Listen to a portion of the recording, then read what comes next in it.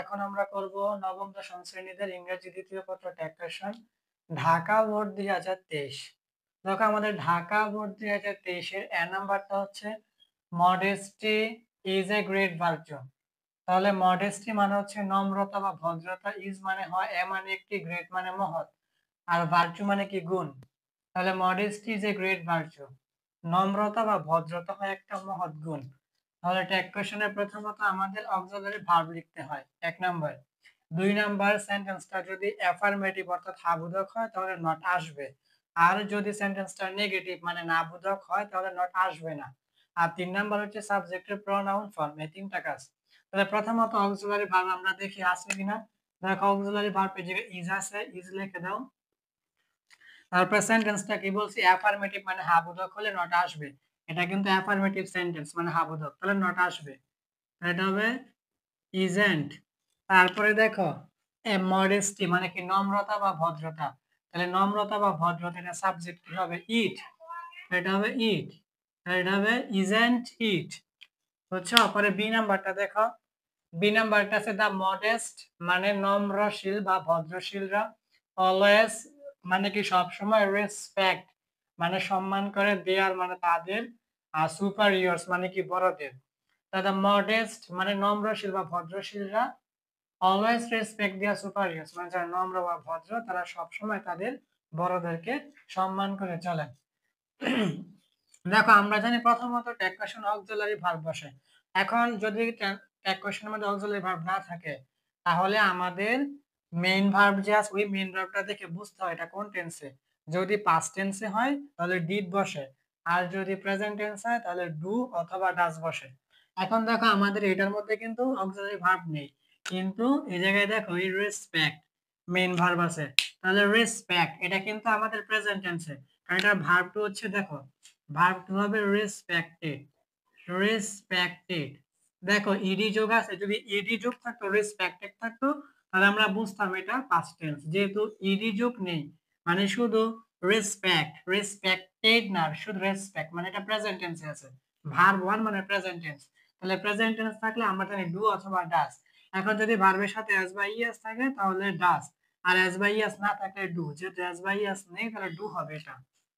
তাহলে প্রথমত ডু লেখো, তারপরে সেন্টেন্সটা অ্যাফার্মেটিভ মানে হ্যাঁ বোধক, এই জন্য নট লেখো।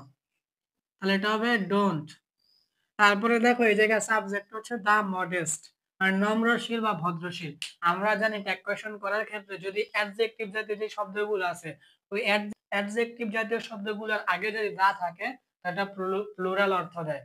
যেমন মডেস্ট মানে কি নম্রশীল ভদ্রশীল, আর দা মডেস্ট মানে নম্রশীলরা বা ভদ্রশীলরা। তাহলে এটা হবে আমাদের কি সব নম্রশীল আর ভদ্রশীলকে বোঝাইছে। তাহলে সবাইকে যেহেতু বোঝায় একের অধিক হলে কি হবে, এটা সাবজেক্ট দে, এটা হবে ডোন্ট দে, ডোন্ট দে। তারপরে সি নাম্বারটা দেখো, এভরিবডি মানে প্রত্যেকে, লাইকস মানে পছন্দ করে, এ মানে একজন, মডেস্ট মানে নম্রশীল, পার্সন মানে ব্যক্তি। তাহলে everybody likes a modest person, প্রত্যেকেই পছন্দ করে একটা নম্রশীল বা একটা ভদ্রশীল মানুষকে।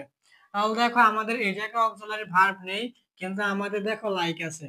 তাহলে আমরা জানি এটা লাইক, যদি এরকম হইতো, যদি এরকম হইতো LIKED লাইক অর্থাৎ ইডি শেষে ডি হইতো লাইক, তাহলে আমরা বুঝতাম এটা পাস্ট টেন্স। যেহেতু শুধু লাইক এর মানে এটা প্রেজেন্ট টেন্সে আছে, ভার্ব ওয়ান মানে প্রেজেন্ট টেন্স। তাহলে প্রেজেন্ট টেন্স যদি হয় তাহলে আমাদের ডু অথবা ডাজ হয়। এখন দেখো এই জায়গায় লাইক মেইন ভার্ব কিন্তু এস মানে এস যোগ আছে, তাহলে আমরা জানি এস বাই এস থাকলে কি হয়, ডাজ হয়। কিন্তু এখানে ডাজ হবে না, এখানে ডু হবে। কেন ডু হবে এটা একটু পরে বুঝবা। দেখো প্রথমত ডু, তারপর সেন্টেন্সটা অ্যাফার্মেটিভ মানে হ্যাঁ বোধক, এই জন্য নট হবে। তাহলে ডোন্ট। তারপরে আমরা জানি ট্যাগ কোয়েশ্চন করার ক্ষেত্রে everybody, nobody, anybody, somebody, anyone এগুলো সাবজেক্ট সবসময় দে লিখতে হয়। তো এটা লেখো দে, এটা হবে উত্তর ডোন্ট দে। এখন কেন এই জায়গায় ডাজ হয় না, আমরা জানি প্রেজেন্ট টেন্সে থাকলে ভার্বের সাথে এস বা ইএস থাকলে ডাজ হয়, কিন্তু কেন ডাজ হয়, কেন ডু হয়েছে, কারণটা হয়েছে আমাদের সাবজেক্ট এই জায়গায় প্লুরাল। মনে রাখবা প্লুরাল সাবজেক্টের সাথে কখনো ডাজ হয় না, ডাজের পরিবর্তে ডু লিখতে হয়। এটা মনে রাখবা। দেখো এই জায়গায় আমাদের এই এই ডাজ, এই ডাজের পরিবর্তে হবে ডু যদি প্লুরাল সাবজেক্ট হয়। তারপরে যদি ইজ থাকে তাহলে ইজের পরিবর্তে হবে আর। ইজের পরিবর্তে কি হবে আর। যদি ওয়াজ থাকে তাহলে ওয়াজের পরিবর্তে হবে কি ওয়ার। বুঝছো? ওয়ার। এটা ট্যাগ কোয়েশ্চেন করার ক্ষেত্রে মাথায় রাখবা, যদি সাবজেক্টটা প্লুরাল হয় তাহলে তার সাথে কখনো ডাজ হবে না, ডাজ থাকলে ডাজের পরিবর্তে তুমি ডু লিখবা। আর যদি ইজ থাকে তাহলে ইজের পরিবর্তে আর লিখবা। যদি ওয়াজ থাকে তাহলে ওয়াজের পরিবর্তে ওয়ার লিখবা। কখন লিখবা? যখন সাবজেক্টটা প্লুরাল হবে। যেহেতু সাবজেক্টটা প্লুরাল এই জন্য ডাজের পরিবর্তে ডু হয়েছে। যদি ইজ থাকতো তাহলে আর হইতো, যদি ওয়াজ থাকতো তাহলে ওয়ার হইতো। বুঝছো? কখন? যখন সাবজেক্টটা প্লুরাল হবে। আচ্ছা, পরে দুই নাম্বার দেখো, এ মানে একজন, মডেস্ট মানে নম্রশীল ভদ্রশীল, স্টুডেন্ট মানে ছাত্র, হার্ডলি হার্ডলি মানে খুব কদাচিৎ বা খুব কম, ফেলস মানে ব্যর্থ হয়, টু রিচ মানে পৌঁছাতে, হিজ গোল মানে তার লক্ষ্যে। তাহলে a modest student hardly fails to reach his goal, একজন নম্রশীল অথবা ভদ্রশীল ছাত্র খুব কদাচিৎ ব্যর্থ হয় তার লক্ষ্যে পৌঁছাতে, মানে সে বেশিরভাগ সময় কি তার লক্ষ্যে পৌঁছায়। এখন দেখো এই জায়গায় আমাদের অক্সিলারি ভার্ব নেই, কিন্তু এই জায়গায় আমাদের মেইন ভার্ব আছে। দেখো এই যে একটা, এই যে আরেকটা, দুইটা। এখন ট্যাগ কোয়েশ্চন করার ক্ষেত্রে তোমরা যদি দুইটা মেইন ভার্ব পাও তাহলে প্রথম মেইন ভার্ব দিয়ে কাজ করবা, পরের মেইন ভার্বটা বাদ। তাহলে প্রথম মেইন ভার্বটা কি আছে? ফেলস। দেখো এই ক্ষেত্রে আমাদের কিন্তু এরকম নাই, F A I L ED, যদি ইডি থাকতো তাহলে আমরা, ইডি থাকলে আমরা সহজে বুঝি এটা ভার্ব টু মানে পাস্ট টেন্স। যেহেতু ইডি নাই শুধু ফেল আছে তাহলে এটা প্রেজেন্ট মানে ভার্ব ওয়ান। ফেল মানে কি ভার্ব ওয়ান, তাহলে এটা কি প্রেজেন্ট টেন্স, ভার্ব ওয়ান মানে প্রেজেন্ট টেন্স। আর যদি ইডি থাকতো ফেলড মানে ভার্ব টু, তাহলে তো পাস্ট টেন্স। তাহলে আমরা জানি প্রেজেন্ট টেন্স হলে আমাদের ডু অথবা ডাজ। এখন ভার্বের সাথে এস বাই এস থাকলে কি ডু, যেহেতু এস বাই এস আছে তাহলে তুমি ডাজ লেখো। যদি ভার্বের সাথে এস বাই এস থাকে তাহলে কি হয়? ডাজ হয়। আর এস বাই এস না থাকলে কি হয়? ডু। যেহেতু এস বাই এস আছে এই জন্য ডাজ লেখো, তাহলে ডাজ। প্রথমত ডাজ। পরে আমরা এটাও জানি যে ট্যাগ কোয়েশ্চন করার ক্ষেত্রে যদি কোনো সেন্টেন্সের মধ্যে হার্ডলি, স্ক্যার্সলি, রেয়ারলি, ফিউ, লিটল এই শব্দগুলো যদি থাকে, তারপর সেলডম এই শব্দগুলো থাকলে সেন্টেন্সটা নেগেটিভ অর্থ দেয়। আর নেগেটিভ অর্থ দিলে কি নট আসে না। তো দেখো এই যে হার্ডলি, এই হার্ডলি দেখে আমরা বুঝছি এটা নেগেটিভ অর্থ দিচ্ছে, তাহলে আমাদের জায়গায় নট আসবে না। তারপর দেখো এস স্টুডেন্ট, যেটা বলেই দিচ্ছে এস স্টুডেন্ট মানে একজন ছাত্র, তাহলে একজন ছাত্র মানে কি সিঙ্গুলার, একজনকে বুঝাইছে, তাহলে সাবজেক্ট কি হবে? হি হবে। এটা হবে ডাজ হি। উত্তরটা কি? Does he. নট কেন আসে না? যেহেতু জায়গায় হার্ডলি আছে। Hardly, scarcely, rarely, few, little, seldom এগুলা থাকলে ট্যাগ কোয়েশ্চন নট আসে না। তারপরে ই নাম্বার দেখো, let's try to be modest in our way of life. Let's try to be, চলো চেষ্টা করা যাক, মডেস্ট মানে নম্রশীল বা ভদ্রশীল হতে, in our life, in our মানে আমাদের ওয়ে অফ লাইফ মানে জীবনের মধ্যে, let's try to be modest in our way of life, চলো আমাদের জীবনের প্রত্যেকটা ক্ষেত্রে আমরা নম্রশীল বা ভদ্রশীল হই। এখন দেখো এই লেটস, এটা ডাইরেক্ট তোমার উত্তর হবে শ্যাল উই, কোনো নিয়ম নেই, শ্যাল উই, এটা ডাইরেক্ট উত্তর হবে শ্যাল উই। তারপরে এফ নাম্বারটা দেখো, আমি ই নাম্বার আর এফ নাম্বারটা এখন বুঝাইতেছি। ই নাম্বারটা দেখো, অ্যাভয়েড মানে অবজ্ঞা করো বা এড়িয়ে চলো, দা ইমমডেস্ট, দেখো মডেস্ট মানে কি নম্রশীল ভদ্রশীল। আর এই যে ইম, এই যে প্রথমে যে ইম আই এম আছে ইম, এই ইমমডেস্ট মানে অভদ্র বা মদ্রা মানে যারা ভদ্র নয়।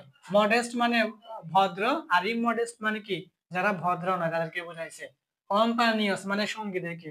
তাহলে অ্যাভয়েড দ্য ইমমডেস্ট কম্পানিয়স মানে যারা অভদ্র তাদেরকে এড়িয়ে বা এড়িয়ে চলো বা অবজ্ঞা করো। এখন এইটা তোমার ডাইরেক্ট হবে ওন টু, এটা তোমার ডাইরেক্ট হবে ওন টু, এটা তোমার ডাইরেক্ট কি হবে? ওন টু। এখন এই ই নাম্বার আর এফ নাম্বার, এই যে ই নাম্বার আর এফ নাম্বার এই দুইটা নিয়ম, দেখো ই নাম্বার আর এফ নাম্বার এই দুইটা নিয়ম তোমার বুঝতে হবে। ট্যাগ কোয়েশ্চন করার ক্ষেত্রে আমাদের ইম্পারেটিভ সেন্টেন্স আছে। ইম্পারেটিভ সেন্টেন্স মানে কি? যদি কোনো সেন্টেন্সের প্রথমে মেইন ভার্ব থাকে তাহলে ওইটা ইম্পারেটিভ সেন্টেন্স। খুব ভালো করে বোঝা, যদি কোনো সেন্টেন্সের শুরুতে মেইন ভার্ব থাকে তাহলে ওইটা ইম্পারেটিভ সেন্টেন্স। এখন ইম্পারেটিভ সেন্টেন্সের ক্ষেত্রে আমাদের দুইটা উত্তর হয়, দেখো একটা উত্তর হয় এরকম, একটা উত্তর হয় শ্যাল উই, একটা উত্তর হয় শ্যাল উই, আর আরেকটা দুই নাম্বার উত্তর হয় উইল ইউ, উইল ইউ, অথবা এটাকে লেখা যায় ওন্ট ইউ, অথবা এটাকে লেখা যায় কি ওন্ট ইউ। বুঝা গেছে? এই যে বুঝো, ভালো করে বুঝো, আমাদের ট্যাগ কোয়েশ্চন করার ক্ষেত্রে ইম্পারেটিভ সেন্টেন্স আসে, ওই ইম্পারেটিভ সেন্টেন্সের আমাদের দুইটা উত্তর হতে পারে। একটা উত্তর হতে পারে কি শ্যাল উই, আর 2 নাম্বার উত্তর হতে পারে উইল ইউ অথবা এটাকে ওন্ট ইউ লেখা যায়। এখন আমরা জানি ইম্পারেটিভ সেন্টেন্স হলে আমাদের উত্তর দুইটা, কিন্তু আমরা কিভাবে বুঝবো এটা ইম্পারেটিভ সেন্টেন্স? তাহলে খুব সহজে সেন্টেন্সের শুরুতে দেখবা মেইন ভার্ব, মানে প্রধান ক্রিয়া থাকবে মেইন ভার্ব। অর্থাৎ সেন্টেন্সের শুরুতে তুমি যদি দেখো মেইন ভার্ব আছে তাহলে তুমি বুঝে নেবে এটা ইম্পারেটিভ সেন্টেন্স। এখন ইম্পারেটিভ সেন্টেন্স তুমি বুঝছো, এখন তুমি কিভাবে বুঝবে কখন শ্যাল উই কখন উইল ইউ? তাহলে মনে রাখো, যখন এই যে আমাদের ভার্ব মানে সেন্টেন্সের শুরুতে এই লেটাস অথবা এই সংক্ষিপ্ত রূপ হচ্ছে লেটস, এই যে লেটস অথবা লেটাস, অর্থাৎ আমাদের সেন্টেন্সের মধ্যে মেইন ভার্ব দেখে আমরা বুঝবো এটা ইম্পারেটিভ সেন্টেন্স। আর এই ক্ষেত্রে আমাদের উত্তর হবে শ্যাল উই অথবা উইল ইউ। এখন যদি আমরা দেখি সেন্টেন্সের শুরুতে যে ভার্বটা আছে এটা আছে লেট আস অথবা লেটস, এই দুইটা থেকে যদি একটা হয় তাহলে ডাইরেক্ট শ্যাল উই হবে, এই যে ডাইরেক্ট শ্যাল উই। আর এই লেট আস, এই যে লেট আস অথবা লেটস, এই লেট আস হচ্ছে পূর্ণরূপ আর লেটস হচ্ছে সংক্ষিপ্ত রূপ। এই লেট আস অথবা লেটস এই দুইটা বাদে যত মেইন ভার্ব আছে পৃথিবীতে সব মেইন ভার্বের ক্ষেত্রে ডাইরেক্ট উইল ইউ অথবা ওন্ট ইউ হবে। বুঝা গেছে? অর্থাৎ আমাদের ইম্পারেটিভ সেন্টেন্স আমরা চিনবো মেইন ভার্ব দেখে। আর ওই মেইন ভার্বটা যদি আমাদের লেট আস অথবা লেটস হয় তাহলে ডাইরেক্ট আমরা শ্যাল উই লিখবো। আর যদি আমাদের লেট আস অথবা লেটস এই দুইটা বাদ দিয়ে পৃথিবীর যে কোনো মেইন ভার্ব আসলে আমরা উইল ইউ লিখবো অথবা ওন্ট ইউ লিখবো। এই জন্য দেখো ই নাম্বারে লেট আস আছে, এই যে লেটস, লেটাসের সংক্ষিপ্ত রূপ লেটস। তাহলে আমি বলছি লেটাস অথবা লেটস থাকলে কি হবে শ্যাল উই। এটা দেখো লেটাস অথবা লেটস থেকে এটা লেটস মানে শ্যাল উই হবে। আর দেখো এটা কিন্তু অ্যাভয়েড, এটা কিন্তু লেট আস বা লেটস না, অ্যাভয়েড। তাহলে আমি কি বলছি, লেটাস বা লেটস এই দুইটা বাদ দিয়ে যে কোনো মেইন ভার্ব বসলে তুমি এই ক্ষেত্রে কি করবা উইল ইউ অথবা ওন্ট ইউ লিখবা। আমি এই জায়গায় ওন্ট ইউ লিখলাম, তোমরা উইল ইউ লিখতে পারো। পরে জি নাম্বারটা দেখো, জি নাম্বারটা হচ্ছে অ্যান আইডল স্টুডেন্ট, একজন আদর্শ ছাত্র, ইজ মানে হয়, অলওয়েজ মানে সবসময়, মডেস্ট মানে নম্রশীল বা ভদ্রশীল, in his behaviour, in his মানে তার বিহেভিয়ার মানে ব্যবহারে। তাহলে an ideal student is always modest in his behaviour, একজন আদর্শ ছাত্র সবসময় তার ব্যবহারের মধ্যে নম্রশীল বা ভদ্রশীলের পরিচয় দিয়ে থাকে বা হয়, বা নম্রশীল বা ভদ্রশীল হয় তার ব্যবহারে। এখন দেখো এই জায়গায় অক্সিলারি ভার্ব দেওয়া আছে ইজ, তাহলে তুমি প্রথমত ইজ লেখো, তারপর সেন্টেন্সটা অ্যাফার্মেটিভ, তাহলে তুমি কি করবা নট লিখবা। সেন্টেন্সটা অ্যাফার্মেটিভ হলে কি হয় নট হয়, আর নেগেটিভ হলে কি নট হয় না। তারপর দেখো এই জায়গায় বলছে অ্যান আইডল স্টুডেন্ট মানে একজন ছাত্র, তাহলে একজন ছাত্র মানে কি সিঙ্গুলার, তাহলে সিঙ্গুলার হলে কি হবে কি হবে is not he, is not he, এটা কি ইজ নট হি। আর আমাদের ই নাম্বার আর এফ নাম্বারটা আমি আরেকবার বলে দেই, ই নাম্বারের লেট আস অথবা লেটস এই দুইটা থেকে একটা থাকলে আমাদের ডাইরেক্ট উত্তর শ্যাল উই, কোনো নিয়ম নেই। আর এই লেট আস অথবা লেটস এই দুইটা বাদ দিয়ে যে কোনো মেন ভার্ব থাকলে আমাদের উইল ইউ অথবা ওন্ট ইউ। এখন ই নাম্বার যেহেতু লেটস আছে মানে আমরা জানি লেট আস বা লেটস থাকলে কি শ্যাল উই, এজন্য শ্যাল উই। আর লেট আস বা লেটস বাদ দিয়ে যে কোনো মেন ভার্ব থাকলে যেমন অ্যাভয়েড, এজন্য এটা হবে ওন্ট ইউ অথবা উইল ইউ। এখন আমরা করব কুমিল্লা ভোট 2019।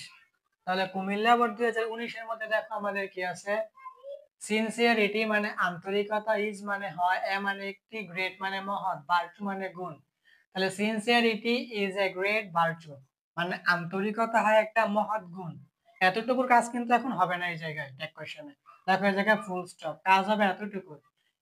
একজন সিনসিয়ার মানে আন্তরিক, ম্যান মানে মানুষ, অলওয়েজ মানে সবসময়, সাকসিডস মানে সফল হয়, ইন লাইফ মানে জীবনের মধ্যে। তাহলে a sincere man always succeeds in life মানে একজন আন্তরিক মানুষ সবসময় জীবনে কি হয় সফল হয়। এখন তোমাদেরকে একটা কথা বলে নেই, আমরা এই জায়গায় দেখো শূন্য স্থানটা কিন্তু কমার বরাবর এভাবে রাখতে হয়। এখন এই জায়গায় হচ্ছে কি লাইটের আলো পড়ছে, এই জন্য লাইটের আলো পড়ার কারণে লেখা একদম বোঝা যায় না, এই জন্য দাড়িটা আমি এই বরাবর না দিয়ে একটু উপরে দিছি, ঠিক আছে, লাইটের আলো পড়ার জন্য। তোমরা যখন খাতার মধ্যে করবা তখন কিন্তু তোমরা এই বরাবরই দাড়িটা দিবা।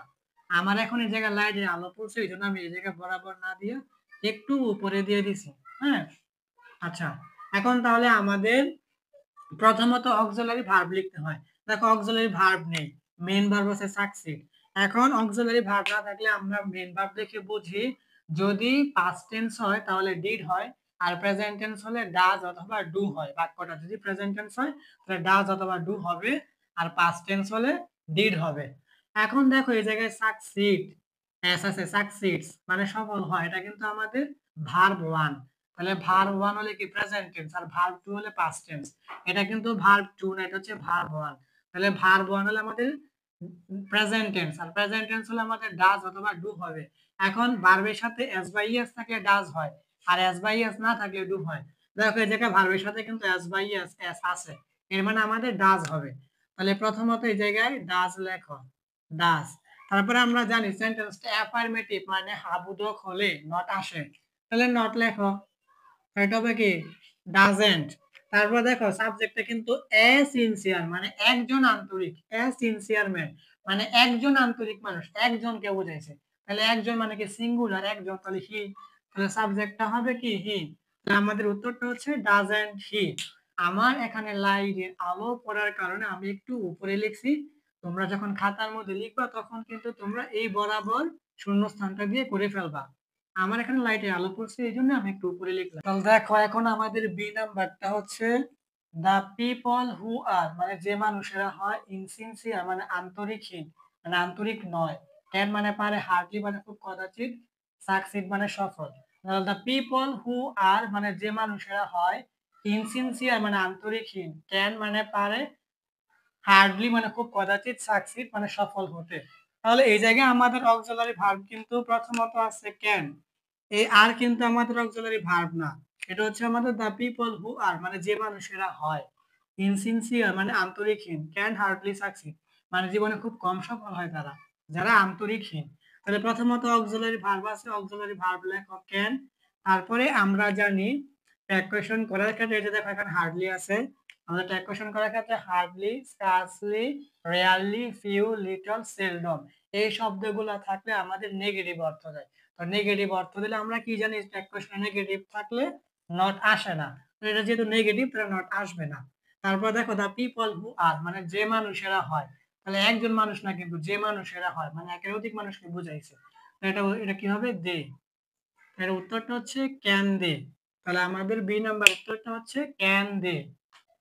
তারপর সি নাম্বার দেখো নোবডি মানে কেউ না, ইজ মানে হয় as successful as, as sincere man. Nobody is as successful কেউ হতে পারে না এমন সফল, অ্যাজ এ সিনসিয়ার ম্যান যে আন্তরিক মানুষরা হয়। তাহলে nobody is as successful as a sincere man, কেউই ওই রকম সফল হতে পারে না যেরকম সফল হয় একজন আন্তরিক মানুষ, এটা হচ্ছে অর্থ। এখন এই জায়গায় দেখো আমাদের অক্সিলারি ভার্ব আছে ইজ, এখন ইজ না হয়ে এখানে আর হবে, কেন আর হবে বলতাছি।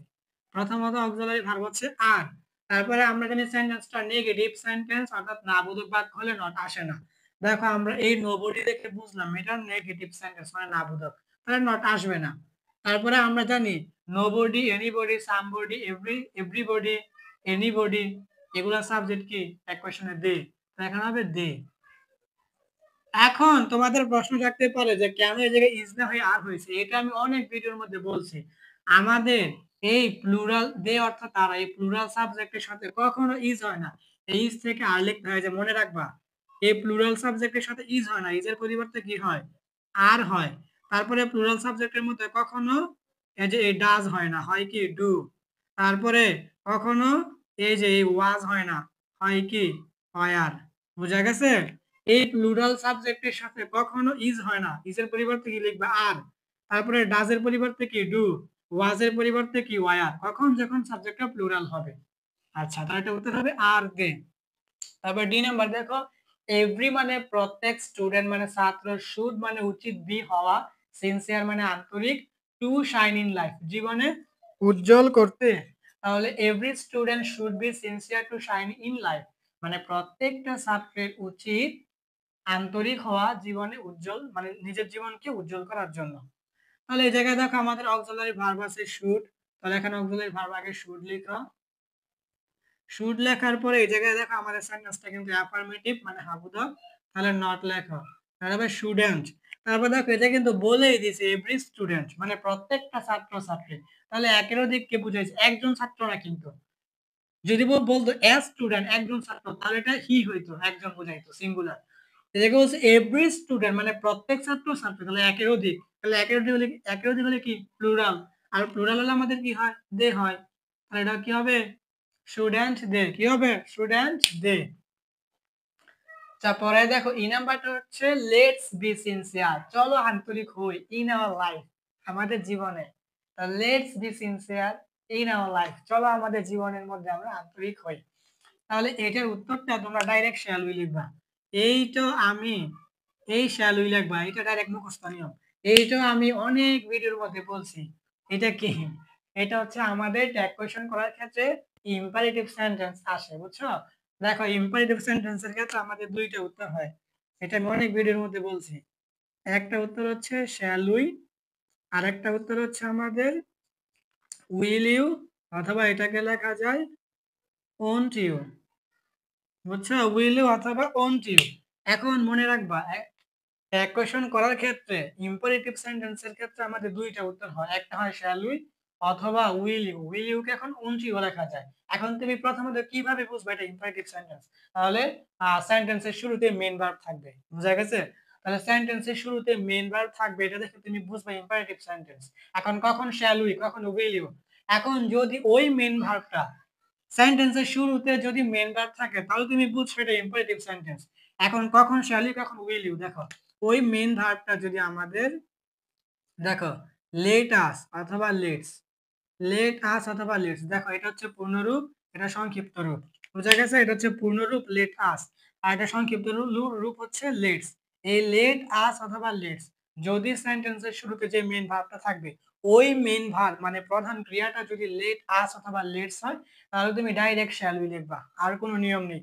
ওই প্রথমে অক্সিলারি ভার্ব, পরে অ্যাফার্মেটিভ হলে নট, নেগেটিভ হলে নট আসবে না, পরে সাবজেক্টের প্রোনাউন, এই কোনো কিছু ভাবতে হবে না।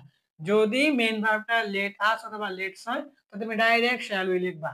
আর লেট আস অথবা লেট আস অথবা লেটস এই দুইটা বাদে পৃথিবীতে যত মেইন ভার্ব আছে সব মেইন ভার্বের কোন যে কোনো একটা যদি এই জায়গায় বসে তা তুমি ডাইরেক্ট উইল ইউ লিখবা বা ওন্ট ইউ লিখবা। উইল ইউ লিখতে পারো, ওন্ট ইউ লিখতে পারো।